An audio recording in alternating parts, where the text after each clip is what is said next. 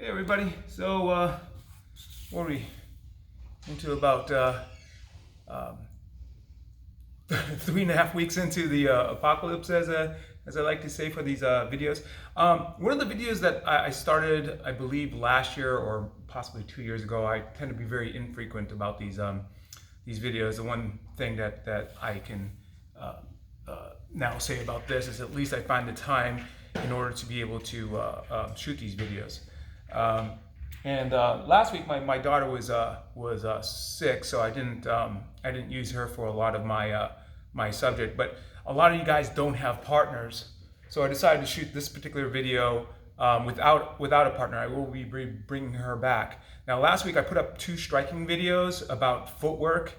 I'm not sure how well they went off. It definitely it is definitely better if I do have a partner, so that you can understand. But hopefully with those sticks you can understand this. One of the video series that I was starting was why your technique fails.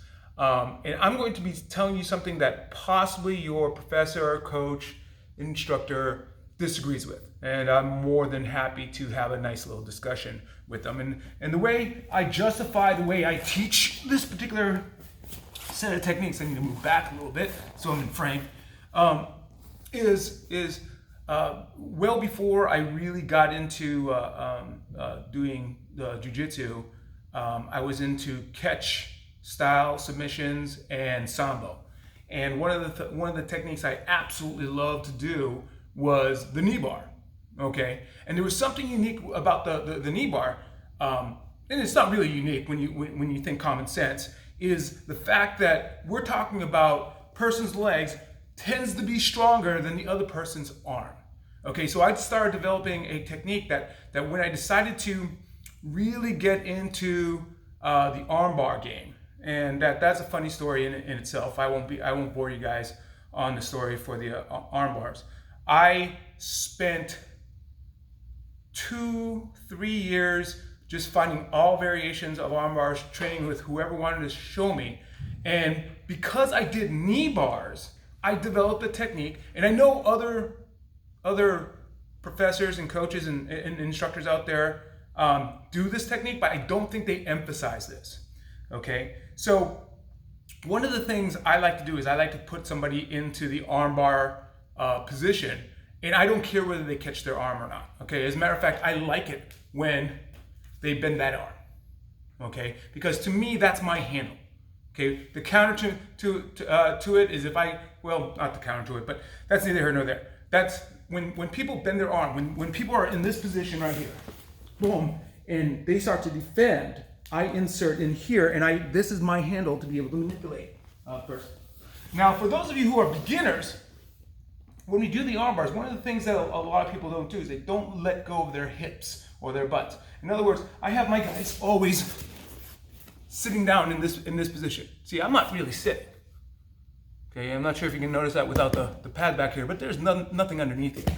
Okay, so I have people do that so that they understand, especially when they do this technique from the mount or from side control, not to stand up. I mean, that's the way I learned it in judo.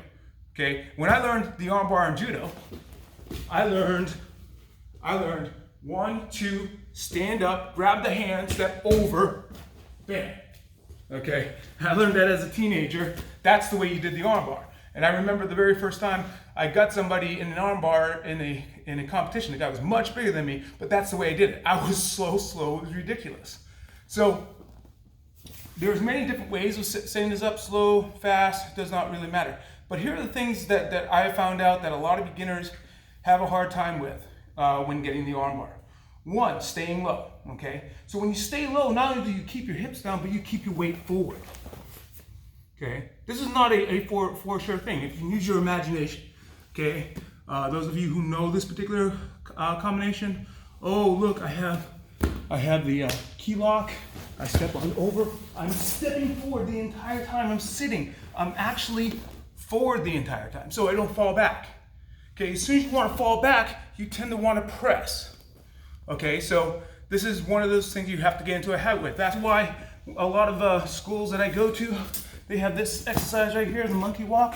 That's a very important exercise so it teaches you how to keep your hips low in a grounded position. Okay?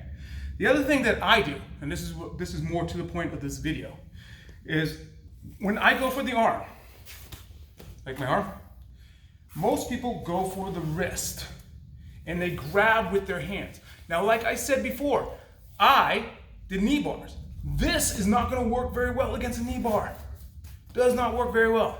Okay. On the other hand, this does. Okay. Hooking the Achilles tendon, or in this particular case, the wrist, with the crook of your elbow. So what I'll do is when I go for an arm, is I'll come in here and I'll try to find the tricep. When I find the tricep, I bury it. I want to say, keep your arm the entire time. Okay. Then when I actually go for the arm bar, I come here and I connect to the mid wrist. Okay, halfway down the forearm. So upper wrist, mid wrist, forearm. Okay, I'm going to come in here, boom. Okay, I come in this way. Now the very first thing I do, and this is something I've trained myself with, is that this knee goes into the chest. Why does it go into the chest? So the person can't sit up easily. They can get rid of this leg, absolutely, but as I come on over, I grab that leg. Okay, and I'm going to emphasize bringing my heels in when I'm here. Now the other counter is for them to try to turn in on me. That's why you have a lot of people reaching for that leg over here. So if I reach for this leg over here, okay, I believe 10th Planet calls it the spider web. Okay, but from right in here, you bring the knee in. Last but not least, the one thing that a lot of people do is they go, oh, I want to make the arm bar and try to straighten out the arm. And they're trying to do this. Okay, but what's happening is they're fighting up against the elbow. They don't realize that while I'm down like this, when I'm down here, it's actually easier to go up. So as a person's laying down and you have their arm's actually pointed this way 90% of the time. Okay, pointed like this. And they're trying to bring it back. Okay, they're going like this and they're trying to bring it this way. When in actuality, you want to do this and then bring it down. Okay, so when we go for this arm, it's going to be here. Oh, I'll grab that. Bring that knee in. Bring that knee in. I know this seems like a lot to do, but if you practice, it's not a problem. Okay, then I'm going to go here and I actually do a hip bump. When I do that hip bump, I go up. Then if I want, I can go ahead and grab that leg.